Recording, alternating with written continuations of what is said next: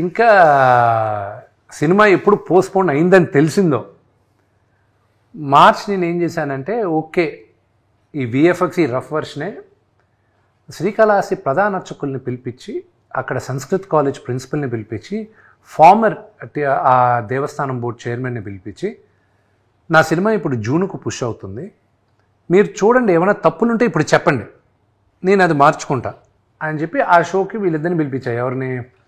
రవిని, ఇది కోనా వెంకట్ని కూడా పిలిపించాను. అంతా అయిపోయిన తర్వాత ఇట్ వాజ్ వెరీ రఫ్. ఆర్ఆర్ లేదు, ఏమీ లేదు, బ్లూ మ్యాట్లు అలాగే ఉన్నాయి. వీళ్ళకి కూడా చూపించేశాను నేను. చూపించిన తర్వాత ఫస్ట్ ఒక 10 minutes తర్వాత రవి వచ్చి హగ్ చేసుకుని అతను పంపించిన మెసేజ్ నేను 27వ తేదీని పెడతాను. కోనా వెంకట్ గారు ఆయన he was you know it's very close. 21 సంవత్సరాలు 22 సంవత్సరాలు ఇండస్ట్రీకి వచ్చిన తర్వాత this is what I have achieved అనుకున్నాను ఆ మెసేజ్లు చూసి. దాని తర్వాత ప్రధాన అర్చకులు అయితే ఒక్క డైలాగ్ మార్చుకో, భక్తి అంటే ఏంటో ఇదే అని చెప్పారు. దెన్ వినీ వాళ్ళ ఫాదర్కి చూపించాను, మా వైఫ్ వాళ్ళ ఫాదర్ సుధీకర్ గారికి. అంకుల్ చూసి ఒకటి అన్నారు, నేను మా నాన్నగారు చనిపోయినప్పుడు ఏడ్చాను విష్ణు, దాని తర్వాత ఇప్పుడే ఏడుస్తున్నాను నేను, కానీ ఇది హిందూయిజము ఇదని కాదు, ఇది ఒక pure devotion, it transcends all religions, it's pure devotion, ఇది ఇట్స్ అ సూపర్ మూవీ అని ఆయన ఫీల్ అయ్యారు. So it gives me encouragement. కానీ మీ ముగ్గురికి తెలియదేం కాదు, 4 గోడల మధ్యన మనం అందరం చూసుకొని ఎక్స్ట్రాడినరీ అది ఇది అనుకున్న సినిమాలు పెద్దగా ఆడియన్స్ దగ్గరికి వెళ్ళేసరికి రీచ్ అవ్వకపోవచ్చు. పర్వాలేదు అనుకున్న సినిమా, ఫర్ ఎగ్జాంపుల్ ఇప్పుడు 6వ తేదీ డి రిలీజ్ అవుతుంది. 2006 November 23 నా బర్త్డేకి డి ఫస్ట్ షో పడింది ప్రసాద్ ల్యాబ్లో. April 13, 2007కి రిలీజ్ అయింది. ఈ మధ్యలో 100 షోలు ప్రసాద్ ల్యాబ్లోనే పడింది. దిల్ రాజు గారితో సహా చూసి ఈ సినిమా యావరేజే అమ్మాయి, పెద్దగా ఆడది, ఇది కష్టమే అని చెప్పి ఎవరు డిస్ట్రిబ్యూట్ చేయలే.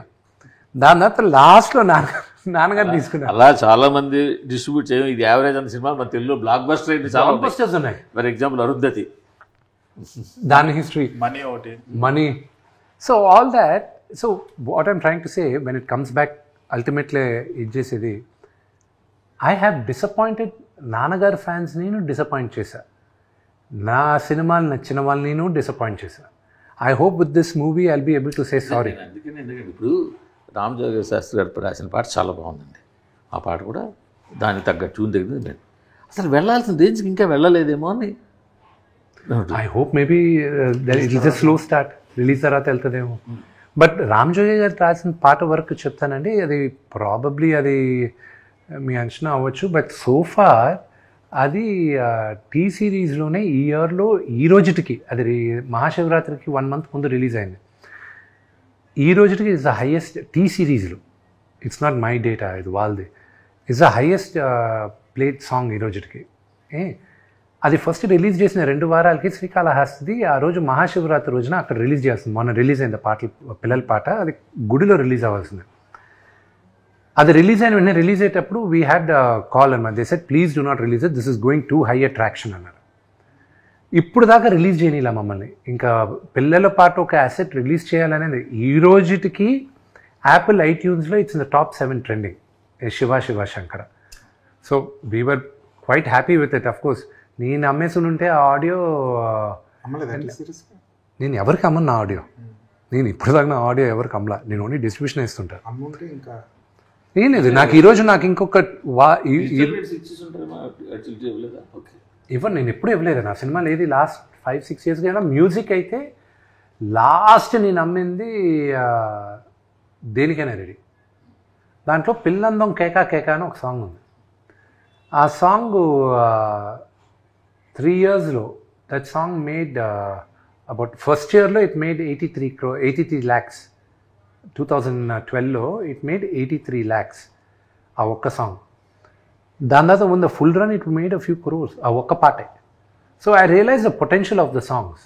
సో అందుకే ఇప్పుడు మీరు కూడా చూసంటే ఈ జిన్నాలో జిగిరి జిగిరి జారి మిఠాయి అని, సో ఇవన్నీ ఫోక్ సాంగ్స్ అనమాట. సో అవన్నీ ఏంటి, నేను ఇప్పుడు నా దగ్గర I have a collection of about 150 songs. ఈ డైరెక్టర్ ఈశ్వర్ రెడ్డి గారు ఉన్నారు కదా, ఆయన్ని రిక్వెస్ట్ చేసి ఆయన్ని పెట్టి విలేజెస్కి ఇక్కడికంతా పంపించి I bought rights of songs అనమాట. చాలామంది యూనో ఈ విలేజెస్ దగ్గర వాళ్ళ దగ్గర. So I know the potential of the song. So ఆ ఒక్క సాంగ్ వాస్ ప్రిటీ